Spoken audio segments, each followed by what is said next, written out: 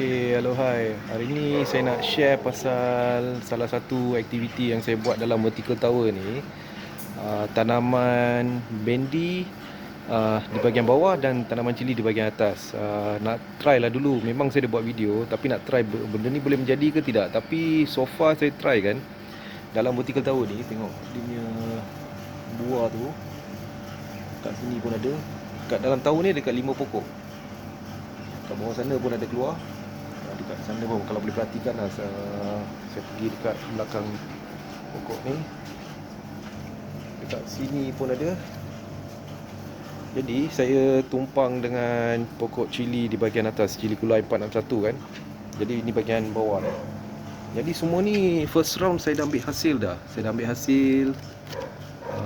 Memang boleh katakan okey lah, tak ada masalah sangat. Just nak try saja dalam tower 4 inci ni boleh ke tak boleh. Dia punya dahan pun boleh tahan lah. Macam memang besar dia kata. Tengok, memang besar dahan dia. Dia memang boleh tanam, tak ada masalah. Saya ada tanam beberapa tower ni. Macam semua kat atas ni cili.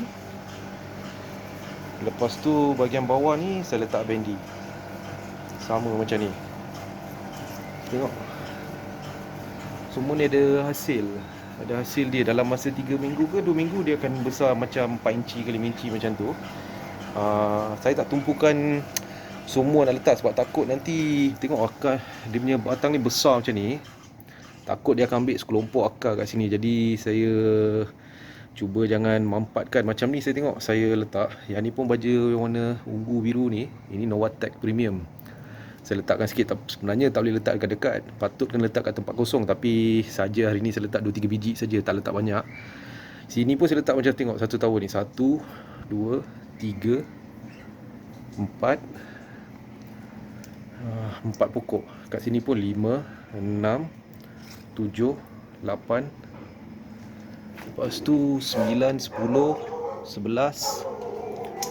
Kat 12, 13, 14, 15, 16, 17, 18,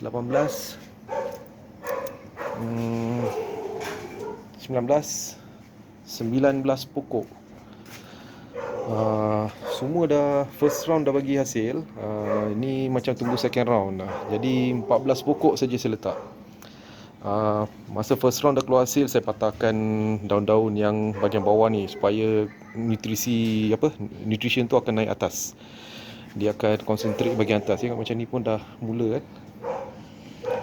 Tapi baja yang saya bagi, saya tak bagi baja bendi ya. Saya bagi baja cili. Saya pakai baja AMB yang cili saya pakai ni, Yara Terra Calcinate untuk baja A. Lepas tu baja B saya pakai Yara Terra MGS Sulfur, Magnesium Sulfur. Lepas tu Rexolin ABC dengan yang penting 12-12-36 micro yang trace element tu. Yang tu ada sukatan tertentu dia yang saya pernah buat video macam mana nak buat sukatan sendiri. Jadi semua ni saya beli asing-asing, saya campur sendiri. Jadi lepas tu saya akan buat baja B macam ni, baja A macam ni. Ini Yara Terra Calcinate. Yang ni ada 3 gabungan lah. MGS, Yara Terra MGS.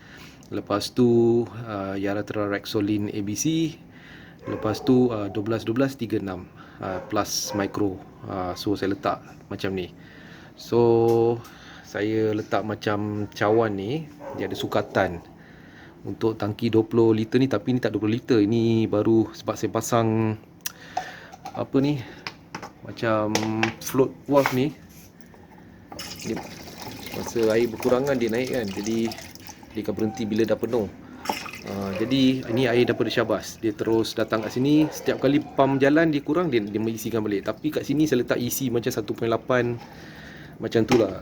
Saya letak isi 1.8. So sentiasa walaupun tak baja ada air. Kalau saya lupa satu hari, air sentiasa ada.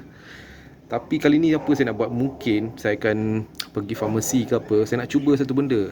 Dia ada macam alat Venturi system kan, yang kita boleh pakai untuk dia sedut direct daripada Syabas ataupun tangki air, pakai pump. Bila sedut air pergi ke tanaman, dia boleh tarik. Sistem Venturi tu boleh tarik daripada 2 bekas ni. Kita boleh letak 2 sistem Venturi kan. Tapi saya nak buat cara lain kali ni. Mungkin saya set up table ni secara melintang macam ni. Dua ni saya akan letak bahagian atas untuk gravity. Lepas tu saya nak tebuk lubang. Kan kalau kita pergi macam drips kan, ambil glukos dekat hospital ke apa, saya nak beli benda tu dekat farmasi. Tak tahu diorang akan jual kat saya ke tidak.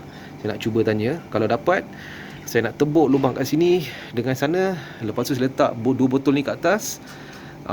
Saya nak salurkan saluran tu dekat dalam yang ni. So setting dia yang kita boleh control tu, kita boleh control macam drip tu sehari dia sampai 75 ml. Macam itu untuk dua-dua baja ni. Jadi apa yang saya tahu, kalau dia boleh achieve 75 ml ke atau 50 ml ke, tengok sukatan mana, isi mana yang kita nak. Kalau saya boleh adjust tu, maknanya tercapai lah apa orang kata baja automatic. Memang orang kata idea sendiri macam manual. Saya pernah tengok dekat YouTube ada orang buat macam ni semua, tapi tak pernah cuba. Tapi kali ni mungkin saya ambil kesempatan nak cuba tanya.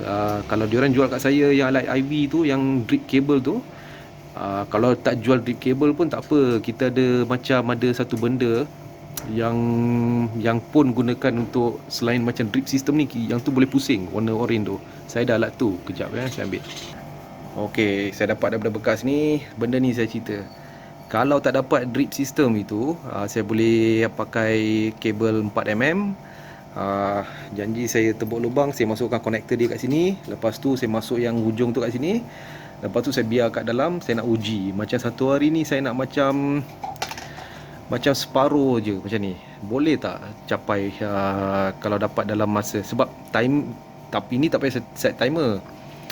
Ini pun satu eksperimen jugalah. Sebab katakan dia drip sikit, masa dia drip sikit, isi dia mungkin 700-800.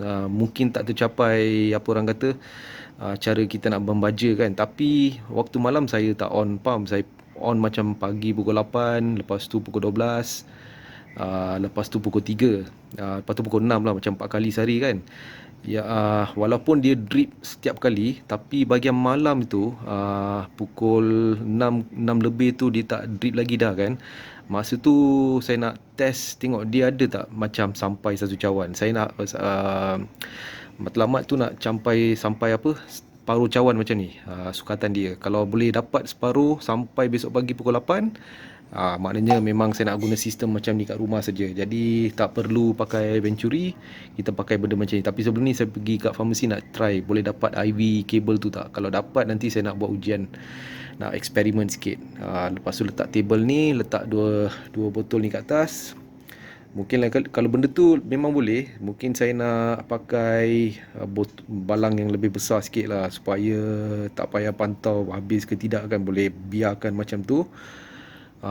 Tapi ubat tu kena spray lah. Yang tu tak boleh dielakkan. Jadi ubat racun mungkin saya akan spray. Tapi untuk reduce kerja saya, nak setiap kali pagi malam nak tuang air baja ni, susah sikit. Walaupun dah senangkan pakai vertikasi, tapi pasal kerja office semua ni, susah sikit nak buat benda ni. Kadang-kadang kalau terlupa, pokok tak secantik macam ni. Tengok daun semua segar. Semua dah keluar bunga. Dalam ni pun ada dekat 50-60 bunga dah keluar dah. Semua ni dah keluar dah. Kecuali yang ada penyakit, kali ni saya terus cabut buang. Saya tak nak buat treatment. Sebab saya tengok banyak-banyak YouTuber ataupun orang yang ada ladang tu, diorang kata bazir masa kalau nak buat treatment. Sambil buat treatment tu, mungkin dia akan berjangkit dekat pokok lain. Jadi saya tak nak ambil risiko lah. Jadi pasal tu saya rasa baik saya cabut buang. Yang ni pun salah satu kandidat yang saya akan pantau. Kalau betul-betul daun dia macam rapuh-rapuh, tak begitu recovery, saya akan cabut buang. Inilah salah satu cara yang boleh dilakukan untuk menjaga kesihatan pokok daripada penyakit merebak macam tu. Jadi kalau saya buat eksperimen nak pakai IV cable ni, kalau berjadi saya akan buat video. Saya akan tunjuk juga macam mana. Success failure pun saya akan tunjuk lah. Sebab ni satu eksperimen saja saya buat. Okey, itu saja. Bye.